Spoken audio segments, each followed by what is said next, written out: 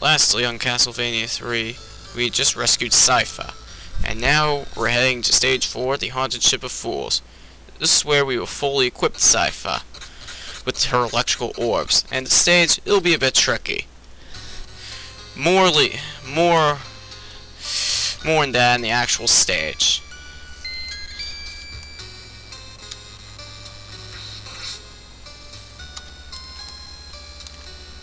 Careful maneuvering past the Durons.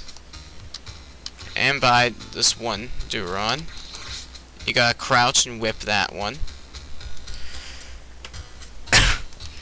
And this is where our speed run will end for now, because now we have a ghost ready to haunt us. Though these ghosts are not that hard to get by if you're in the right position. Now we're going to switch to Sypha. There's this lantern that we need to get. We got the electrical orbs for her, and we will be needing those for a later stage. And, well, I just wanted to get it over with. Get rid of that skeleton ghost.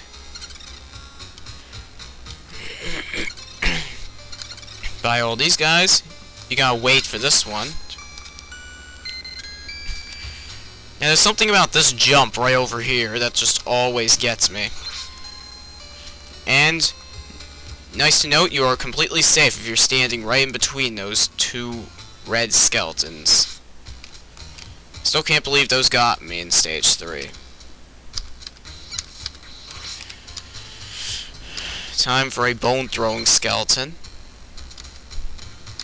Now, this one is in a very dangerous position to fight. And I think it is possible to get through here with Trevor. In fact, I might actually... If this is not the actual run, then I will just do this as Trevor from now on. If it's possible to do it with Trevor, then I'll just do it. It's just really chaotic, though, having to deal with all those bones flying all over the place. And no speedrunning this area at all. You need to wait.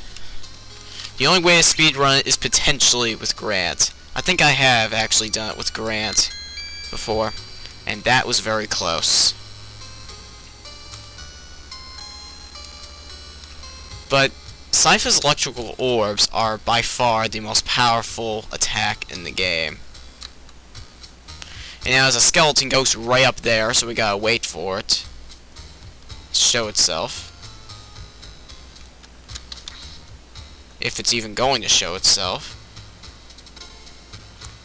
There's usually a skeleton ghost that appears right over there. But now it's time for Medusa. This guy is a real pain. Your best bet is just squat down over here and just keep beating her up. But that's it, we're done. And I'm going to jump cut here. So I gotta switch to state, save to state 2, and we're done recording for now. Yeah, that fight gets annoying because he likes to summon these waves of sound that will cementify you. You can't move. And it's completely random what other moves he's going to do. So that fight gets very annoying. And when he summons those waves of sound, you can't duck under it, you can't jump over it, and you get pretty much no reaction time at all when he summons that. He fires those waves really fast, and he'll just hit you when you're cementified. It is just the worst. But thankfully, it's behind us. In this segment, I would be using Grant, but of course, we don't have him. The way you want to do is just wait till you get to like the center of the platform. Then you want to jump. Give yourself plenty of space to jump through. It isn't so bad. This is what is bad, though. Having to deal with the Ravens as Trevor. The second one isn't too bad, though. Now it's time for 2 more, and then we'll pretty much be home free.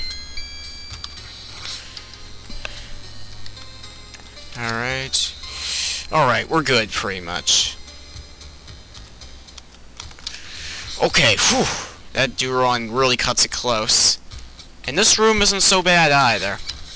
Thankfully that axe didn't get us. In fact, I think one of these candles actually does have the axe. Yeah, that one did. But what do I care? the stage is pretty much done, so time for a jump cut. Switch to stage 2, save, and we're clear. Now it's time for the bosses. First up is the Mummies. For the one that comes leftmost toward you, you just want to get over here so it doesn't walk right into you. That one's dead. Now for the other one, when it throws high tissues, you just want to duck under them, but if it throws low ones, you just want to whip them. And now it's time for Cyclops, just as easy as ever. Hopefully this guy won't end my run. Let's hope he doesn't corner me. He takes 11 hits to kill. At least I think he does anyway. And he can't hit me over here because there's no floor for him to walk on.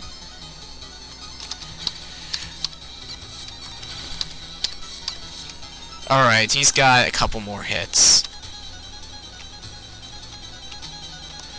Of course, I've had some experience with this game, so can't expect much. Switch to state 2. Save, and we're done. We're done with stage 4. There were some outtakes. Some of them were clumsiness, some of them were just cheapness. Enjoy.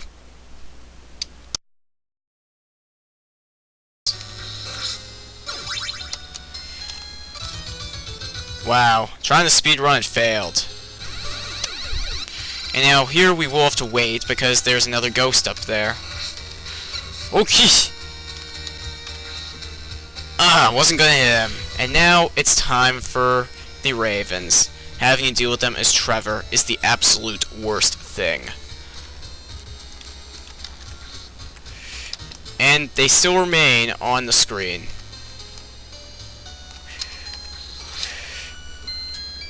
That wasn't gonna go well. Alright. Well, that's at least a bit of an easier way to deal with that set of Ravens, but we're not done yet. We still have about 2 or 3 more left. With one of them actually hitting me. And that one liked to scroll itself off screen. Oh my! I could have done that, wow. But now it's time for some Ravens.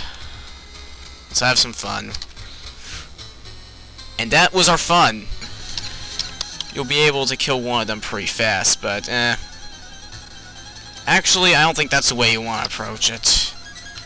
I was doing it wrong.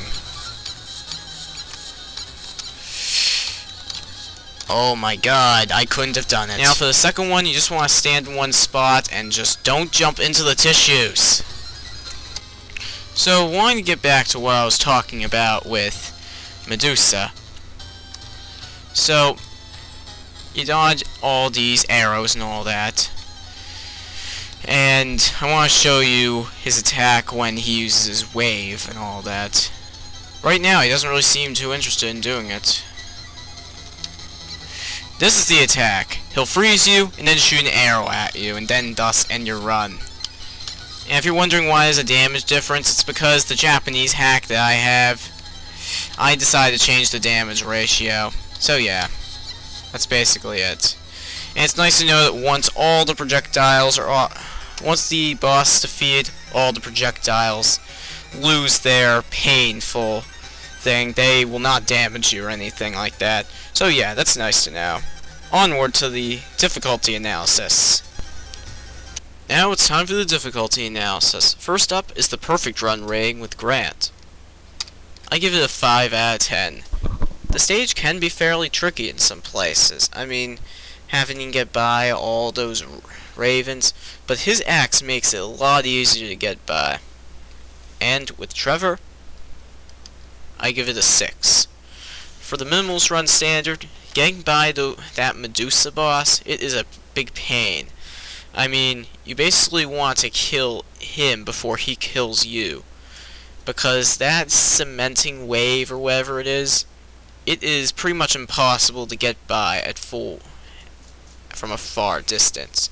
So distance would not be your friend in that fight unless you're using Grant to jump over the waves that way. I mean, the way Grant can deal with it is just climb up on the wall and just shoot Medusa from up there. Because he can't shoot you while you're up on the ceiling raining daggers down on him. And also for those ravens, of course. They are really tough to get by, being the cheapest enemies in the game. I mean, it's completely random where they go. I mean, you heard me talk about them in Castlevania 1. And they're pretty much just as cheap here. So that's why I give it a 6. But the difficulty rating is hurt by the sheer non-difficulty of the boss, the Mummies and Cyclops. But I'm here to talk about the things to differentiate in this stage, and that's just what I did. So up next we'll be going on to the Tower of Terror, and I expect this one to be a lot easier than the run that I did last time of it. But we'll get to that when we get to the video.